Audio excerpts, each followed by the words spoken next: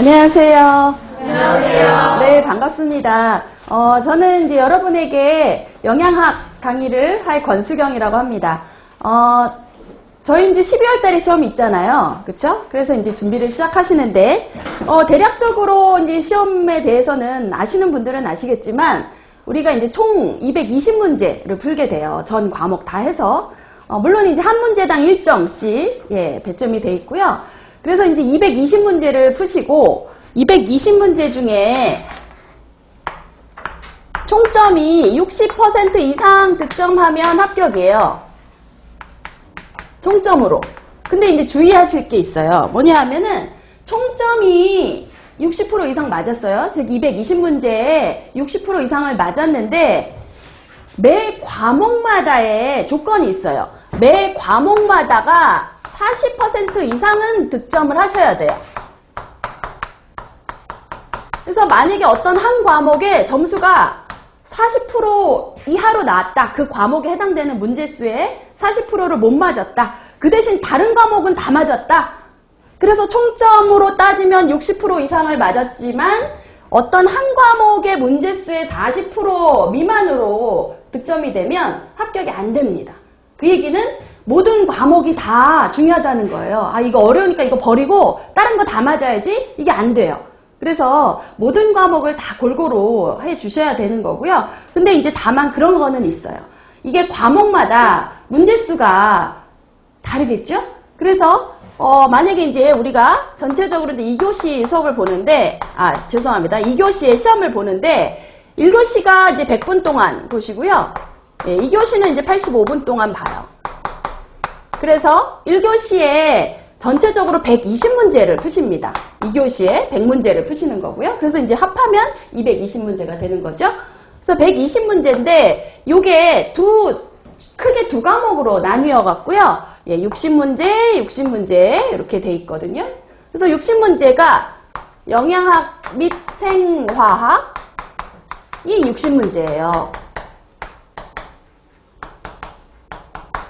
그래서 뭐 영양소의 각종 영양소의 뭐 소화 흡수라든지 뭐 급원식품이라든지 하는 기능이라든지 뭐 이런 것들 영양학에서 다루시잖아요. 그리고 이제 그것들이 몸에 들어가서 우리 몸에서 어떻게 주로 대사되는지는 이제 이 생화학에서 주로 다루셔요. 그래서 이게 이제 한 과목이에요. 영양학 및 생화학. 근데 이제 우리 강의할 때는 영양학, 생화학 이제 따로따로 강의를 하게 됩니다. 자, 그래서 이제 60문제가 여기 영양학 및 생화학에서 나는데, 뭐 이게 아주 탁 정해진 건 아닌데, 대략적으로 영양학에서 약 한 45문제? 는 나신다고 봐야 돼요. 45문제 정도 이상.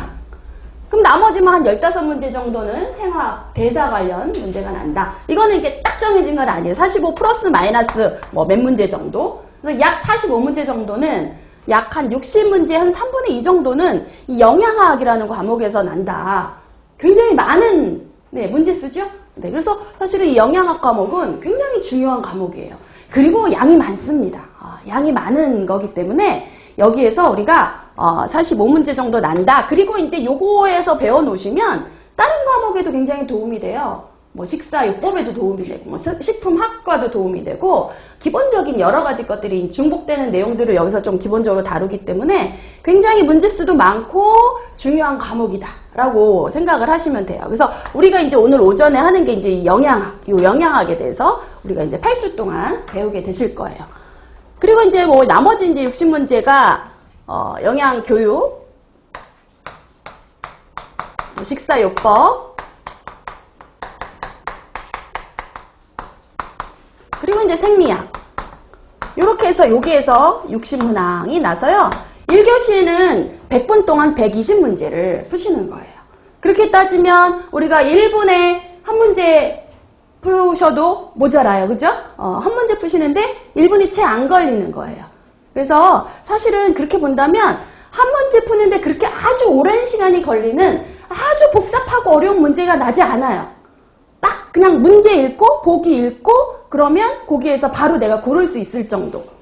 근데 이제 아주 난이도가 어려운 문제가 뭐 한두 문제는 있을 수 있죠. 그렇지만 우리가 합격하기 위해서는 그렇게 막 어려운 문제가 난다고 걱정 안 하셔도 되고, 그 나는 중요한 부분에서 만나요. 그래서 그 나는 중요한 부분들을 우리가 이 교재로 정리해 놓은 거예요. 우리는 8주 동안 공부할 거잖아요. 그래서 우리의 목표는 일단 합격이고 그 합격에 필요한 내용들을 간추려 놓은 거, 네, 정리해 놓은 게 이 교재입니다. 그래서 이제 부탁드리는 거는 이 교재에 있는 내용만은 100% 다 내 걸로 하고 가셔야 돼요. 그래서 한 번 수업 들으면 사실은 오늘 이제 강의 들으시고 물론 이제 집에 가서 뭐 저녁 때 복습도 하실 거고 이렇게 하실 거지만 한 번 들어서는 그게 100% 다 내게 되진 않아요. 그래서 일단 강의 들으시고 한 정말 이 교재를 내가 적어도 서너 번 정도 반복을 하고 나서 시험을 본다라고 생각을 하셔야 돼요. 예, 그래야 사실 그 내용, 이 교재에 있는 것들이 100% 다 내게 돼서 시험장에 가시면 문제 읽으면 그냥 바로 답이 이렇게 보여요. 보기에서. 네, 그렇게 되도록 우리 이제 같이 좀 노력을 하시면 되겠죠. 자, 뭐 나머지 2교시에 대한 거는요. 네. 그 2교시 뭐 식품학 조리학 뭐 이런 뭐 법규 이런 것들이니까 그거는 또 그 관련된 선생님들이 좀 문제수라든지 알려주실 거고 예. 저도 뭐 법규 나중에 강의할 건데 그때 또 자세하게 말씀드릴게요. 일단 우리는 지금은 영양학이니까 이제 요거에 대해서 말씀을 드렸습니다. 자, 그러면 이제 한번 내용을 시작해 볼게요. 제일 중요한 거는 뭐니 해도 내용을 얼마나 내가 잘 하느냐죠. 네. 자, 제가 이제 이 강의를 할 때 일단은 이해를 하기 쉽도록 말씀을 드려요. 그리고 그 이해하기 쉬운 거에 대해서 외우셔야 돼요. 강의 시간에 잘 듣고 이해하시고 아 이거 중요하구나 밑줄 치시고요. 거기에서 그치시면 안 되고 반드시 집에 가셔서 중요하구나 라고 내가 밑줄 쳤던 부분은 외우시는 거예요. 그래서 그 외우는 게 내게 되는 거지 강의를 듣는 것 자체는 내게 되는 게 아니에요. 그냥 강의를 듣는 거는 그냥 내용을 내가 이렇게 한번 눈으로 봤다, 귀로 들었다 그건 거예요. 근데 그거를 내가 공부했다라고 생각하시면 절대 안 됩니다. 네, 그래서 꼭 반드시 중요한 거 밑줄 친 거는 집에 가셔서 외우시는 네, 그런 연습을 오늘부터 바로 하시기를 부탁을 드릴게요. 자, 영양학 교재를 보시면 맨 처음에 이제 차례가 나와 있어요. 네, 그 내용으로 들어가기 전에 차례가 나와 있잖아요. 보시면 크게 두 파트로 되어 있죠. 첫 번째 파트가 이제 기초 영양학과 고급 영양학 파트가 있고요. 그리고 이제 두 번째 파트가 생애주기 영양학 파트가 있습니다. 사실은 이제 내용적으로 보면 거의 한 3분의 2 정도가 첫 번째 기초 고급 영양학 파트에서 우리가 다루게 될 내용이에요. 그래서 3분의 2 정도의 시간은 이제 앞에 기초 고급 영양학 시간 내용을 다루게 될 거고요. 나머지 이제 3분의 1 정도의 시간과 한 3분의 1 정도의 양은 뒤에 생애주기 영양학에서 다루실 거예요. 그래서 아마 8주 강의 중에 한 6주 정도는 이제 기본 고급 영양학, 그리고 나머지 한 2주 정도가 생애주기 영양학이라고 보시면 되겠습니다. 자, 그럼 이제 첫 번째 장인 탄수화물장부터 볼게요. 네. 자, 사실은 영양학에서 나는 문제는 크게 분류해보자면 다 그거예요. 각 영양소, 지금 우리 각 장마다 영양소가 있죠? 뭐 탄수화물, 단백질, 지방 이런 식으로 그 각 장마다의 영양소가 있고요. 그 영양소에 하는 일들이 있어요. 우리 몸에서 그 영양소가 어떤 일들을 하는지 기능을 잘 아셔야 되고 그 다음에 이 각 영양소마다 조금 주의하셔야 될 것들, 잘 나오는 것들이 탄수화물 같은 경우는 우리 탄수화물을 흡수해갖고 포도당이 혈당의 수치를 나타내잖아요. 그래서 그 혈당 조절하는 시스템, 특히 혈당하는 조절하는 호르몬 같은 거 좀 잘 나오니까 기억하셔야 되고요. 그리고 요 경우에 우리 건강과 관련해서 식이섬유가 굉장히 성인병 예방이라든지 굉장히 중요하단 말이에요. 그래서 식이섬유에 대해서도 좀 자주 나오는 파트이고요. 그리고 이제 모든 영양소에 공통적으로 소화, 흡수에 대한 것들을 이제 꼭 기억을 해 주셔야 되고요. 예. 그리고 이제 영양적으로 얼마나 먹어야 될까? 그래서 영양섭취 기준이라는 걸로 우리가 이제 얼마를 먹어라 라고 보통 제시해주는 수치가 있어요. 그래서 그 섭취 기준에 대한 거. 그리고 만약에 요거를 덜 먹거나 너무 많이 먹었을 때 문제. 그죠? 그래서 너무 덜 먹었을 때도 문제가 있을 수 있고 너무 과잉 먹었을 때도 문제가 있을 수 있어요. 그래서 그 관련된 영양소의 섭취 관련된 문제들. 네. 이런 것들을 각 장마다 다 다루실 거예요. 물론 이제 얘 두 개는 탄수화물에서 주로 시험에 잘 나오는 문제이기 때문에 이렇게 써드렸고, 나머지 것들은 다 공통적으로 뭐 지방이면 지방의 기능, 지방의 소화흡수는 어떻게 되고, 지방은 얼마를 먹어야 되고, 관련된 문제는 뭐가 있고, 이런 것들을 다 각 장마다 다루실 거예요. 그래서 이렇게 탄수화물장에서는 이런 것들을 이제 주로 보게 된다. 중요하게 우리가 많이 봐야 된다. 정리를 해야만 한다. 라고 보시면 되겠습니다. 자, 일단 탄수화물이 뭔지 그 전반적인 좀 특징을 좀 정리를 해놨어요. 그래서 보시면, 자, 1번 탄수화물은 광합성에 의해 식물에서 만들어진대요. 식물에서 만드는 거예요. 자연계에 제일 많이 존재하는 유기물질입니다. 유기물질 중에 제일 많아요. 네. 자, 그리고 이제 두 번째, 자, 요거는 밑줄을 할게요. 식물에도 존재해요. 그죠? 근데 식물에 존재하는 탄수화물의 형태는요, 전분과 섬유소입니다. 그래서 식물에 밑줄 치시고 전분, 섬유소로 존재. 얘네들이 탄수화물인 거예요. 식물에 존재하는 탄수화물의 형태. 자, 그리고 동물에도 존재합니다. 우리 사람에도 있어요. 그죠? 자, 그러면 동물에는 어떤 형태로 존재하고 있느냐? 탄수화물이 당과 글리코겐. 당과 글리코겐으로 존재한다는 거죠. 그래서 동물 해놓고 밑줄 쳐놓고 당, 글리코겐 존재, 이렇게 밑줄을 쳐놓으시면, 아, 식물에 존재하는 탄수화물의 형태는 뭐와 뭐다. 아, 동물에서는 뭐와 뭐다. 이렇게 기억하시면 되겠습니다. 자, 네 번째는 이 탄수화물은 에너지 공급원으로 굉장히 중요합니다. 그래서 탄수화물은 1g당 4칼로리를 내죠. 그래서 에너지를 공급을 해요. 1g당 4칼로리. 에너지 공급원으로 굉장히 중요합니다. 자, 소화가 잘 돼요. 탄수화물이. 그리고 독성물질이 별로 없습니다. 그래서 보통 탄수화물을 주식으로 삼는 나라들이 많죠. 네.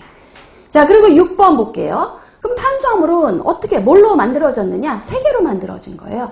탄소, 수소, 산소.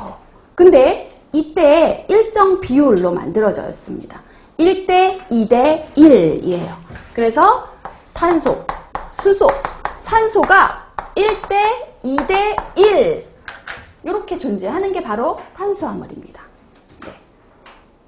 CHO가 1대 2대 1. 그래서 여기서 CHO 1대 2대 1 이 정도는 기본적으로는 조금 기억을 해주셔야 되겠죠. 자, 그럼 이제 이거를 일반식으로 어떻게 나타내느냐? 7번에 나와 있어요. 네. CmH2ON 이렇게. 이렇게 얘기를 합니다. 사실 보세요. C가 하나, H 둘, O가 하나 이렇게 돼 있는 건데, 그거를 우리가 이제 화학 일반식으로는 이렇게 표현을 한다는 거예요. 그래서 7번에 일반식 나와 있고요. 자, 8번에 보시면 사실 이런 것들은 식품학에서 또 다루시는 것들이에요. 자, 8번에 보면 탄수화물은요, 일단 무조건 알코올기는 있어요. 무조건 알코올기는 다 갖고 있습니다. 그래서 1개 이상의 알코올기를 갖고 있고, 이건 뭐든지 어떤 탄수화물이든지 다 갖고 있는 알코올기고요. 자, 그런데 이제 여기에다가 어떤 탄수화물은 알데하이드기를 가지고 있고 어떤 애들은 케톤기를 가지고 있대요. 그래서 알데하이드기를 가지고 있는 애를 우리가 알도즈라고 불러주고, 케톤기를 가지고 있는 탄수화물을 케토즈라고 불러줘요. 네, 알데하이드기 가지고 있는 알도즈와 케톤기를 가지고 있는 케토즈들이 있습니다. 자, 그럼 이제 탄수화물은 우리가 한번 분류를 해볼게요. 이렇게 분류를 하죠. 단당류. 단당이니까 당이라는 게 하나 있다 이렇게 기억하시면 편하겠죠. 하나 있다. 그래서 이 단당류는 사실은 더 이상 쪼개지지 않는 가장 작은 단위라고 생각하시면 돼요. 더 이상 쪼개지지 않아요. 네. 더 이상 쪼개지지 않는 제일 작은 단위가 단당이에요. 그래서 이 단당류 안에도 탄소수에 따라서 탄소가 3개인 단당도 있고 4개인 애도 있고 5개인 애도 있고 6개인 애도 있거든요. 그래서 이제 탄소수가 4개, 3개, 4개, 5개, 6개에 따라 3탄당, 4탄당, 5탄당, 6탄당이라고 해주는데, 사실은 이제 우리는 영양학에서는 주로 5탄당이나 6탄당에 관심이 많아요. 우리는 주로 이쪽을 볼 거예요. 왜냐하면 6탄당, 즉 탄소수가 6개인 게 우리가 흔히 아시는 뭐 포도당이라든지 갈락토즈라든지 이런 애들은 전부 다 6개인 애들이에요. 6탄당. 그래서 이런 것들이 주로 우리 영양학적으로 의미가 있잖아요. 우리 몸에 들어와서 이용되고 하기 때문에 사실은 이제 사람에게 주로 많이 이용되고 하는 것들이 6탄당이라 우리는 이제 앞으로 6탄당에 대해서는 조금 더 깊이 볼 거예요. 자, 그래서 이제 제일 더 이상 쪼개지지 않는 탄수화물의 성격을 가진 가장 작은 단위가 이제 단당이라면 이 단당이 2개가 결합한 것을 우리가 2당이라고 하고요. 한 2개에서 한 9개 정도 단당류가 그래서 한 10개 미만으로 단당류가 결합되어 있는 것을 이제 과당 또는 올리고당이라고 해요. 근데 과당류는 좀 헷갈리기 쉬워요. 왜냐하면 2당류 중에 과당이라는 프락토즈가 있기 때문에 그거랑 같은 거라고 생각하시면 안 되고 여기에서 단당류가 2개에서 9개 정도가 결합되어 있는 거 요거를 그냥 9개 정도 단당류가 여러 개 결합되어 있는 거라고 해서 그냥 소당류라고도 많이 해요. 소당류. 그래서 이제 이렇게 생각하시면 편해요. 단당류가 하나 있는 게 단당, 단당이 2개 결합한 거 2당, 2개나 9개 결합한 거 소당, 그리고 10개 이상이 결합한 거는 다당.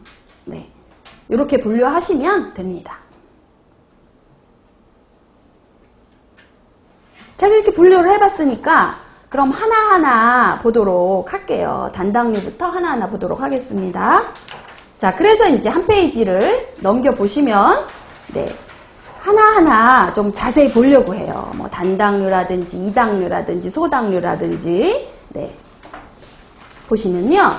자, 첫 번째 단당류부터 볼게요. 아까 얘기한 것처럼 단당류는 탄수화물의 성질을 지닌 가장 작은 단위예요.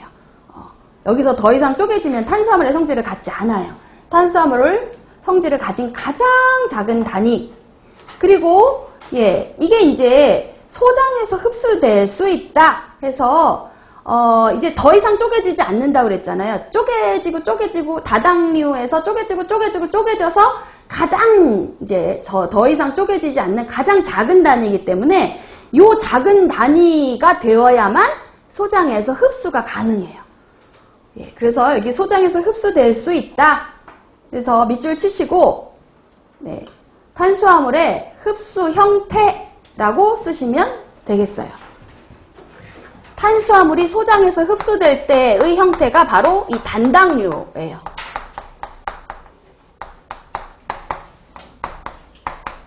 큰 덩어리 다당류는 소장에서 흡수가 안 돼요. 너무 커서. 그거를 자르고 분해해서 더 이상 쪼개지지 않는 가장 작은 단당류가 되어야만 소장에서 흡수가 되거든요. 그래서 탄수화물의 소장에서의 흡수 모양이 뭐냐? 형태가 뭐냐? 그럼 단당류다. 제일 작은 단위인 단당. 요 모양으로 되어야, 쪼개져야 흡수가 되는 겁니다. 그러면 여기 아까 우리가 관심 있는 거는 주로 탄소가 5개나 6개짜리 단당류라고 했죠? 그래서 6개짜리 단당류에 뭐가 있는지 이름을 기억하셔야 돼요. 6개짜리 6탄당인 단당류에는 뭐가 있느냐? 자, 4개가 있죠. 그래서 포도당, 걸어오고 글루코스라고 하죠. 과당, 우리가 프락토스라고 합니다. 그리고 갈락토즈, 만노즈. 자, 그래서 이제 이름만 딱 보면 얘는 단당류야. 이 정도는 알고 가셔야 돼요. 과당, 프락토스, 그럼 이거 단당류. 탄소 6개짜리 단당류는 아셔야 돼요. 그래서 6개 있고 단당류인 종류가 지금 4개가 나와 있습니다. 그리고 이제 5개의 탄소를 가진 단당류도 있어요. 그래서 여기 나오는 리보스, 데옥시리보스, 자일로스, 아라비노스. 얘네들도 단당이긴 한데요. 탄소가 5개예요. 자, 그래서 이제 우리가 좀 구분해서 6개짜리 단당류 4개 이름과 탄소 5개짜리 단당류 4개는 구분하실 수 있어야 돼요. 이름을 보시고. 자, 그러면 포도당 그 특징부터 봅시다. 글루코스. 너무너무 중요한 거죠. 왜? 우리 몸에서 탄수화물의 대사가 이루어진다 했을 때 제일 중요한 물질이에요. 그래서 체내 당대사의 중심물질에다 밑줄. 체내 당대사의 중심물질 포도당이에요. 자, 우리가 이제 병원 가서 뭐 혈당을 잰다라고 했을 때, 즉 우리 혈액 속에 있는 당을 잰다 했을 때 그건 뭐냐면 우리 혈액 속에 존재하는 당은요 포도당밖에 없어요. 다른 것들이 혈액 속에 있을 수가 없어요. 왜? 예를 들어서 지금 이제 흡수가 지금 단당류, 뭐 과당이나 이런 단당류 형태로 흡수가 됐잖아요. 갈락토스 형태로 흡수가 됐잖아요. 그러면 이 갈락토스가 흡수돼서 바로 혈액에 들어갈 수가 없어요. 갈락토스나 이런 다른 단당류들은 일단 우리 몸의 간에서 포도당으로 전환이 돼 갖고요. 혈액으로 나가요. 그래서 혈중에 존재하는 거는 포도당밖에 없는 거예요. 그래서 포도당의 형태로 우리 혈중에 존재하고 우리 몸을 대사가 되는데 중심이 되기 때문에 체내 당대사의 중심물질이면 포도당이고요. 네, 과당과 함께 이제 제일 많이 존재한대요. 그리고 여기 보세요. 제가 얘기한 것처럼 세 번째 줄에도 혈액에 존재하는 유일한 당질. 혈액에는 갈락토스 이런 거 있으면 큰일 나요. 포도당만 존재해요. 그때 이제 농도가 약 0.1% 정도. 혈중의 당의 농도가 약 0.1% 정도. 그리고 두뇌나 적혈구, 신장 수질의 에너지원. 사실은 이제 에너지를 내는 거는 탄수화물 말고도요, 지방도 있고 단백질도 있어요. 이렇게 세 개가 에너지를 내거든요.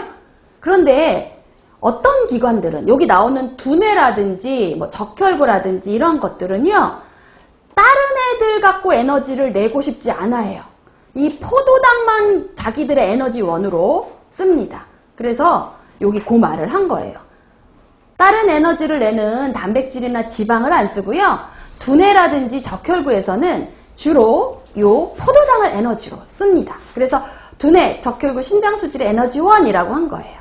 그리고 물론 이제 가장 기본적인 에너지 급원, 네, 탄수화물이 가장 중요한 기본적인 에너지원이 되거든요. 라고 합니다. 그래서 포도당의 특징 기억을 해주시고, 자, 그리고 이제 얘는 첫째 줄에 보니까 알도즈라고 그랬네요. 이건 뭐 알데하이드기를 갖고 있다는 얘기겠죠? 네. 자, 그리고 이제 그거는 그럼 포도당을 우리가 어디서 얻을 수 있느냐? 9번.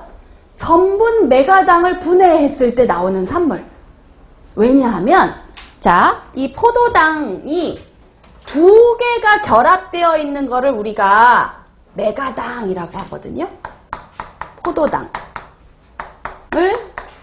이렇게 두 개가 있는 거를 메가당이라고 해줘요. 즉, 이당류겠죠? 이당류, 메가당. 근데 이제 이게 또 여러 개 포도당이 여러 개 이렇게 결합되어 있는 형태가 전분입니다.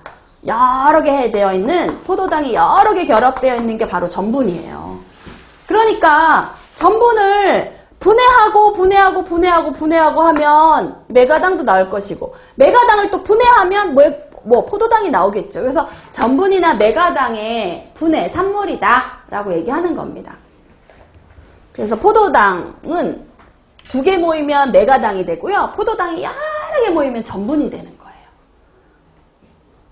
자, 그래서 이제 여기서 하나만 정리를 해볼게요. 우리가 단당류인 포도당이 여러 개 결합된 게 다당류라고 했죠. 근데 이제 요 앞에 단순 다당류라고 붙이면 이거는 한 가지 종류가 여러 개 결합했다 이 소리예요. 당이 여러 종류가 아니라 한 가지 종류. 즉 포도당이라는 거 요 한 종류가 여러 개 결합되어 있을 때 우리가 이제 전분이라고 불러줄 수가 있어요. 네.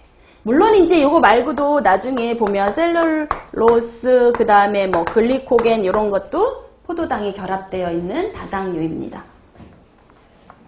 자, 그 다음에 이제 두 번째, 단당류 6탄당의 두 번째, 과당, 프락토즈 보죠. 자, 여기는 보니까 첫째 줄에 이 말이 있네요. 케톤계를 가진 케토즈, 여기다가 밑줄. 자, 왜냐하면 대부분의 다른 애들은 다 알도즈예요. 유일한 케토즈가 뭔지 아세요? 다 이 과당이에요. 그래서 항상 뭔가 문제 날 때는 다른 종류와 좀 특이한 성질을 갖고 있는 게 문제 잘 나잖아요? 그래서 만약에 단당류 중에 케토즈이며 그러면 답이 벌써 나온 거예요. 뭐예요? 과당이 되는 거죠.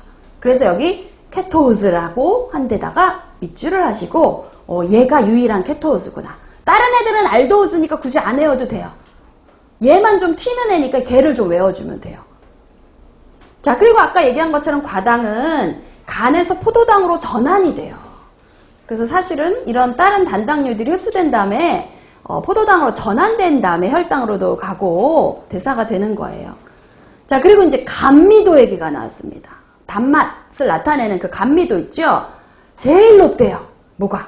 과당이. 그래서 이런 거 특징은 또 기억을 하셔야겠죠. 자, 그러면 이제 여기에서 한번 감미도를 정리를 해볼까요? 예, 요것도 기억을 해주셔야 돼요. 그 감미도에 있어서 일단 과당이 제일 달고 과, 전, 서, 포, 맥, 갈, 유 해서 요거를 이제 외우셔야 돼요. 과전서포 맥갈유. 네. 과전서포 맥갈유. 자, 물론 이제 이게 과당이겠죠? 그리고 이거는 전화당 해서 조금 이따 설명드릴 거고요. 서당, 포도당, 메가당, 갈락토스, 유당의 순서로 얘가 제일 감미도가 약해요. 낮아요. 제일 감미도가 센 게 과당이에요. 그래서 단당류 네 감미도가 가장 높으며 그러면 과당이구나. 답을 이렇게 해주시면 됩니다. 자, 우리가 이제 과당은 주로 뭐 과일, 과즙에서 얻고요. 그 외에도 벌꿀이라든지 뭐 고과당 옥수수 시럽이라든지 이놀린이라는 거에서 얻어요. 자, 이놀린은 뭐냐? 이놀린은 뭐 돼지 감자 같은 데 많이 들어있다고 하잖아요. 자, 이놀린이 바로 과당이 많이 결합되어서 만들어진 과당의 중합체예요. 즉 포도당이 아까 많이 결합되면 전분이라고 했잖아요. 과당이 많이 결합되어 있으면 이놀린입니다. 과당으로 이루어진 단순 다당이 바로 이놀린이에요. 자, 그리고 이제 세 번째 육탄당인 갈락토스 보죠. 갈락토스는 유당을 만드는 구성원이에요. 왜냐하면 이제 유당은 이따가 2당류에서 배우실 건데 이 유당은 뭐와 뭐가 결합되어서 만들어지는 거냐 하면 포도당과 갈락토스가 한 개 한 개 결합이 돼서 만들어진 거예요. 그래서 갈락토스를 우리가 유당의 구성원이라고 얘기를 해주는 거예요. 자, 보통 이제 유당이니까 유즙에서 얻어요. 그리고 이제 갈락탄이라는 말이 있잖아요.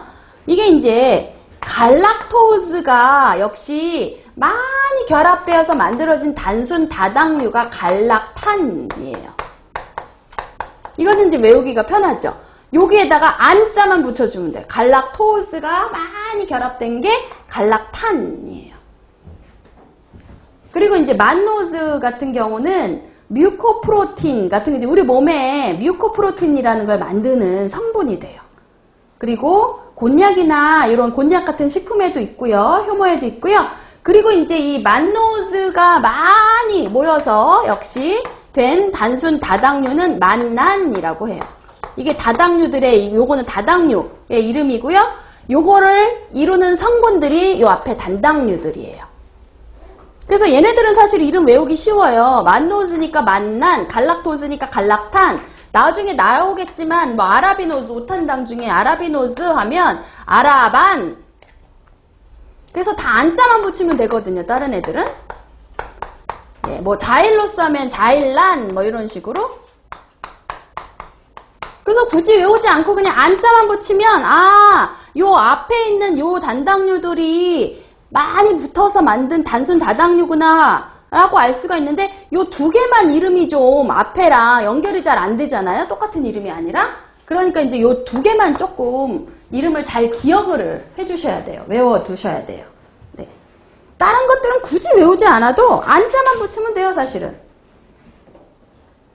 자, 그러면은 이제 5탄당의 단당류를 보겠습니다. 자, 리보스는 자, 우리가 이제 RNA 많이 들어보시잖아요. 핵산. 그죠? RNA의 구성분이에요.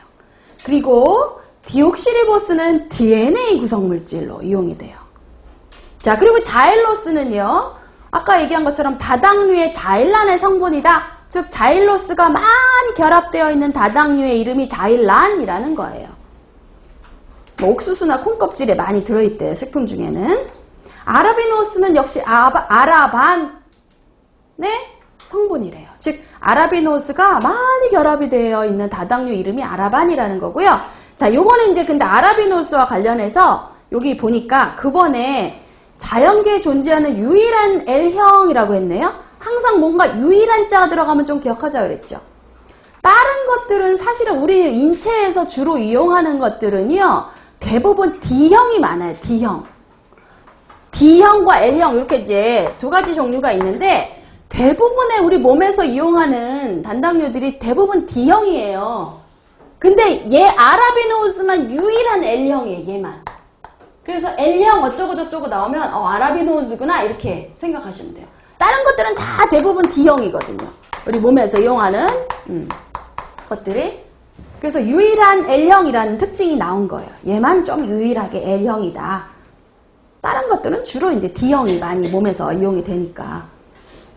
자, 그 다음에 이제 이 당류는 뭐냐면요. 단당류 두 분자가 결합한 거예요. 쉽게 얘기하면. 단당류 두 개가 붙은 거거든요. 그랬을 때, 그래서 요거는 그러면 그 이 당류에 속하는 애들의 이름과 세 개 있죠. 세 개. 이 당류에 속하는 애들 이름.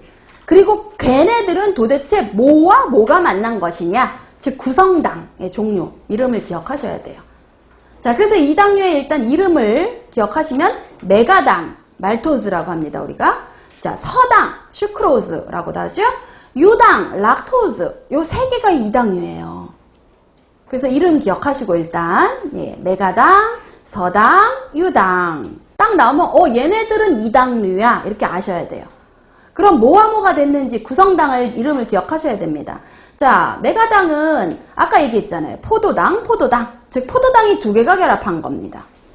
그리고 서당은요. 포도당 하나와 과당 하나가 결합한 겁니다. 자, 그리고 마지막으로 아까 유당은 아까 포도당과 갈락토스가 결합한 거다 말씀드렸죠. 그래서 이 구성당의 종류를 기억을 좀 해주셔야 돼요. 자, 특징을 좀 보죠. 이 당류들은 보니까 다른 애들은 다 환원성이 있는 환원당인데 환원성이 없는 비환원당이 하나 있네요. 그게 바로 서당이고요. 예. 다른 거랑 좀 특징이 다른 애를 좀 잘 기억하시라고 그랬죠. 자, 메가당은 그럼 주로 어디서 얻느냐? 그분이 보니까 식혜라든지 물엿이에요. 이거는 우리가 뭔가 조리하거나 가공해서 만드는 거잖아요. 그죠? 실제 메가당은 천연에 그대로 존재하는, 즉 여기 그 기타라는 칸에 보시면 맨 밑에 자연계에는 별로 없다라고 돼 있어요. 즉 천연의 메가당 형태로 존재하는 건 사실 별로 없어요. 그래서 이 메가당은 주로 우리가 어떤 가공을 하거나 조리식품을 만드는 과정에서 주로 얻어져요. 그래서 여기 그번이 식혜나 물엿 같은 조리나 가공식품이 나온 거예요. 어떤 존재하는 지금 뭐 과일 뭐 이런 식으로 천연에 딱 존재하는 그 형태로 나온 게 아니에요. 자연계에 요 형태 자체가 없고요. 요거는 주로 여기 그 메가당의 둘째 줄에 기타라는 설명에 보면 전분의 소화 단계에서 생성이 된다. 즉 전분, 아까 전분이라는 게 포도당이 많이 결합된 거라고 했죠. 그거를 소화라는 건 사실 그 결합을 잘라주는 거예요. 그걸 자르고 하다 보면 포도당이 두 개 달린 메가당이 나오잖아요. 이런 식으로 전분을 소화하는 단계에서 생성이 될 수가 있고요. 또는 이제 이런 조리나 가공하는 과정에서 주로 얻어질 수 있다라고 보시면 됩니다. 자, 두 번째 서당, 슈크로즈는요. 과즙, 설탕, 사탕수수, 무에서 얻어져요. 다 수용성, 당연히 탄수화물들은 다 수용성이에요. 네, 수용성이고요. 단맛이 순수해요. 당류의 감미도 비교 기준인. 자, 여기다가 감미도의 비교 기준에다가 밑줄. 뭐가? 이게 바로 감미도의 기준이 되는 게 서당이래요. 얘를 기준 삼아서 얘보다 얼마나 덜 단지, 더 단지를 삼는다는 거예요. 감미도의 기준이 얘래요. 그러면 아니 얘를 보통 기준으로 삼아서 이렇게 좀 이거보다 얼마나 덜 달고 해도 될 텐데 얘를 기준으로 삼았네요. 서당을. 그죠? 그 이유가 있어요. 그 비교 기준으로 서당을 삼은 이유가 두 개가 있습니다. 뭐가 있느냐? 이 서당은 이성체가 없어요. 이성체가 없고, 또 하나 중요한 특징 중에 하나가 온도에서 안정하다. 즉 온도 변화에 안정하다. 이렇게 변화까지 좀 써드릴게요. 예, 온도 변화에 안정합니다. 뭐가? 감미도가. 사실은 과당은요, 얘는 온도에 따라서 단맛이 변해요. 왜 우리가 보통 여름에 수박 같은 거 그냥 이렇게 더운 그 실온에다 놔둬서 먹었을 때랑 냉장고에 넣어갖고 하루 저녁 놔둬갖고 시원하게 해서 먹었을 때랑 어떤 게 더 달게 느껴지세요? 시원한 게 더 달아요. 근데 실제 온도가 낮아지면 감미도가 높아집니다. 그래서 얘는 온도에 따라 감미도가 왔다 갔다 해요. 그래서 얘를 기준으로 삼을 수가 없어요. 왔다 갔다 하기 때문에. 근데 얘는 온도가 올라가건 내려가건 똑같아요. 그러니까 얘를 기준으로 삼는 거예요. 감미도의 비교 기준. 쉽게 얘기해서 우리 서당 하면 설탕 생각하시면 되거든요. 설탕은 뭐 맛이 변하지 않잖아요. 냉장고에 넣어놨다고 뭐 더 달아지고 그러지 않죠?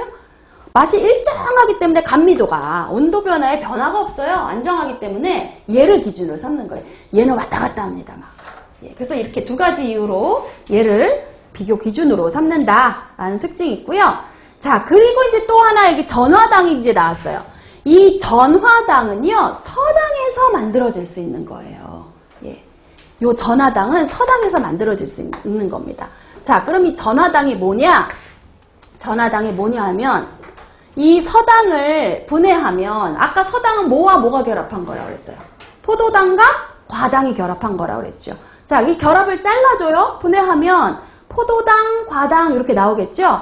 근데 요 두 개가 같은 량, 1대1, 동량으로 존재할 때가 있어요. 그래서 우리가 포도당과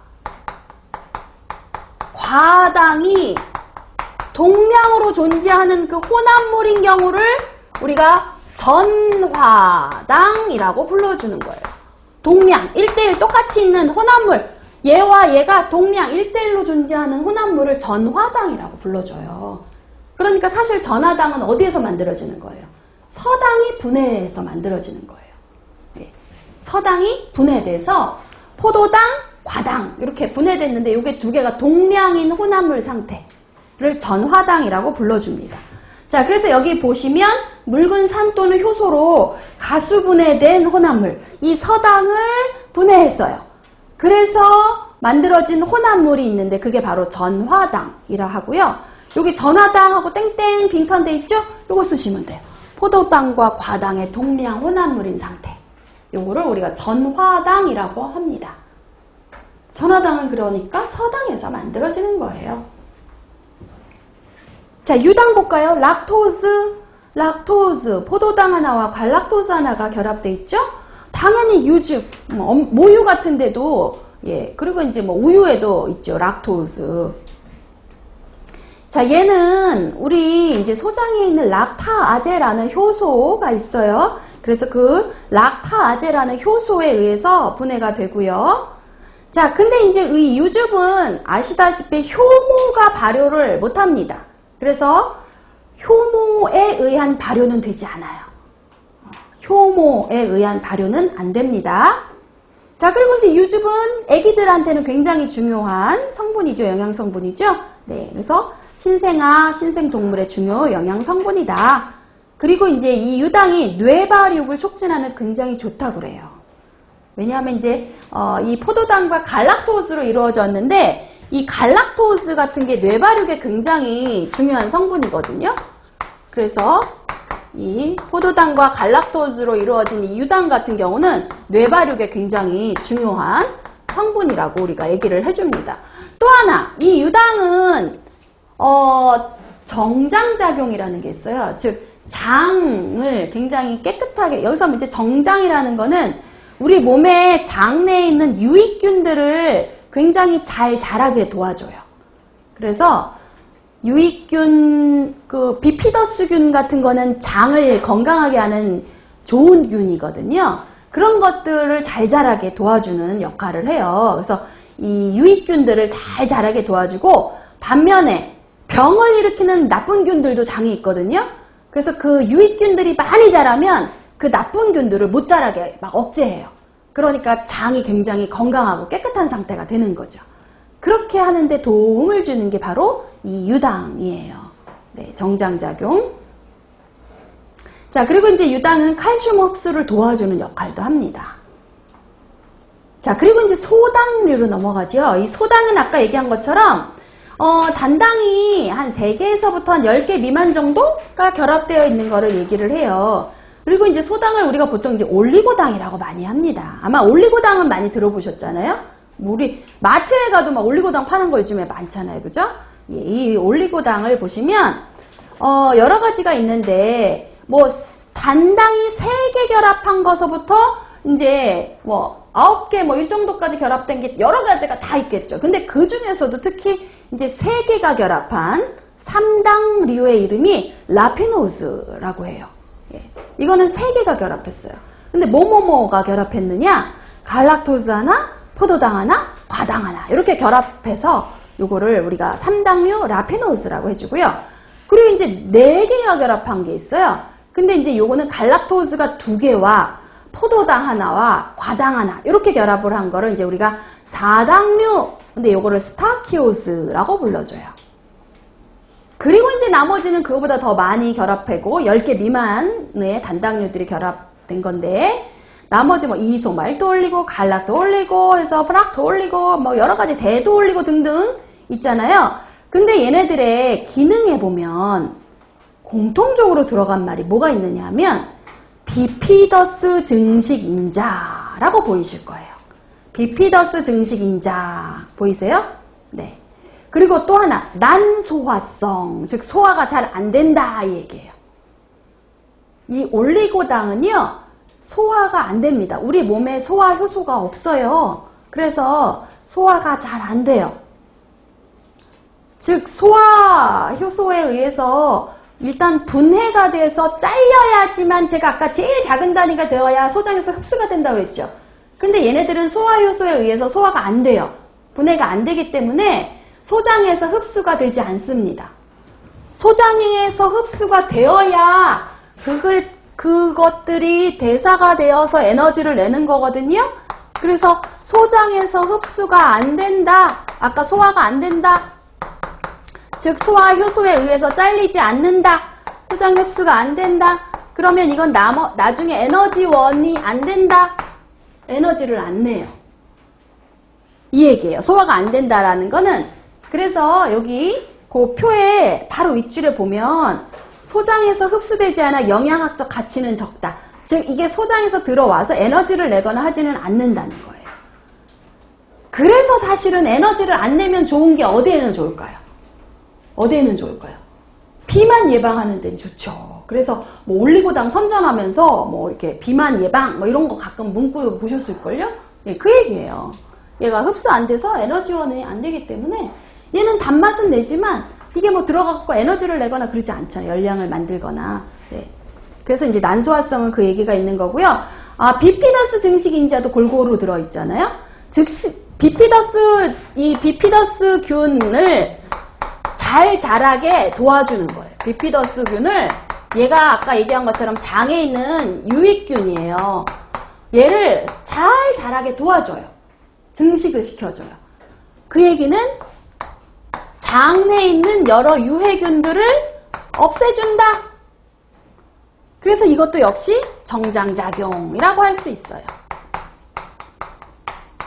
장 건강에 좋아요. 그래서 올리고당도. 네, 아까 유당도 그랬지만 올리고당도 비피더스균을 잘 자라게 도와준다라는 거는 장 건강에 좋다는 얘기예요. 자, 그래서 올리고당은 그런 특징이 있습니다. 자, 그러면 이제 우리가 다당류를 보도록 할게요. 여러 개의 단당류들이 결합이 된 거예요. 적어도 10개 이상. 근데 이 다당류는 이 표에 보시면 크게 두 개로 나눠졌죠. 단순 다당류와 복합 다당류로 나누어져 있어요. 단순 다당류는요, 결합되어 있는 단당류들이 딱 한 종류예요. 똑같은 애들이 여러 개 결합한 거이고요. 복합 다당류는 여러 개 결합되어 있는 그 단당류들이 종류가 굉장히 다양해요. 한 개가 아니라 다양한 여러 개의 단당류들이 결합되어서 만들어진 다당류다 이 뜻이에요. 자, 그럼 이제 단순 다당류, 복합 다당류 종류를 보기 전에 그 다당류를 설명한 문장을 한번 잠깐 보고 지나갈게요. 여기 1번에 보시면 다당류는 또 이렇게도 나눠요. 소화가 되는 애, 소화가 되지 않는 애. 그래서 소화가 되는 것들은 전분이나 글리코겐이 대표적인 건데 요거를 소화성 다당류, 즉 소화가 된다 이 뜻이에요. 예. 그리고 소화가 안 되는 거를 난소화성 다당류라고 해줘요. 대표적으로 섬유소, 여기 즉 셀룰로스라고 나온 거 하고 팩틴 이런 종류들이 소화가 안 돼요. 우리 몸에는 얘네들을 소화시킬 소화 효소가 없거든요. 그래서 소화가 되는 거와 안 되는 거 이렇게 나눠집니다. 자, 그러면 이제 그 단순 다당류, 복합 다당류로 또 들어가서 특징을 보도록 할게요. 자, 일단 단순 다당류의 이름들을 보시면 전분, 덱스트린, 글리코겐, 셀룰로스예요. 근데 얘네들은 그러면 얘네들을 구성하고 있는 그 한 종류의 단당류가 뭘까? 아까 했잖아요. 포도당. 포도당으로 결합되어서 이렇게 다양한 다당류를 만들 수 있어요. 근데 여기 전분과 여기 셀룰로스에 큰 차이가 있어요. 보시면 결합하는 방법이 틀려요. 결합은 지금 포도당들이 다 결합되어 있긴 한데 결합 방식에 따라 어떤 거는 전분이 되고요. 어떤 거는 셀룰로스가 되는 거예요. 그래서 보시면 전분은 여기 나오는 것처럼 알파 결합, 지금 뭐 알파 14, 알파 16 어쩌고 나오잖아요. 그래서 알파 결합 방식으로 결합이 되어 있고요. 자, 셀룰로스는 똑같이 D형 글루코스가 결합된 거이긴 한데 베타 14 결합으로 되어 있어요. 그래서 이 구성하고 있는 당은 D글루코스 맞아요. 근데 결합하는 방식이 알파냐 베타냐 이거에 따라서 알파 14, 16 결합한 거는 전분이 되고요. 베타 14 결합한 것은 셀룰로스가 돼요. 자, 이렇게 어쨌거나 이 네 가지는 전부 다 글루코스, 즉 포도당들이 결합이 된 거예요. 자, 그럼 전분부터 보죠. 우리가 스타치 많이 들어보셨잖아요. 우리 곡류에 전분이 있다 그러죠? 그래서 뭐 각종 곡류나 서류 이런 데 전분이 있고요. 자, 나온 것처럼 D글루코스들의 중합체, 즉 글루코스들이 여러 개 결합했다 이 소리예요. 자, 이 전분은 아밀로스와 아밀로펙틴으로 이루어집니다. 아밀로스는 이렇게 알파 14 결합, 아밀로스는 알파 14 결합을 하고요. 이렇게 되어 있기 때문에 우리가 사슬구조다 이렇게 얘기해요. 사슬구조. 자, 아밀로펙틴은 14의 16 결합입니다. 아밀로펙틴은 알파 14에 알파 16 결합이 있어요. 즉, 이렇게 사슬 14에 이렇게 가지가 달려있어요. 가지. 알파 16 결합. 가지. 그래서 이제 가지 구조다. 이렇게 얘기해요.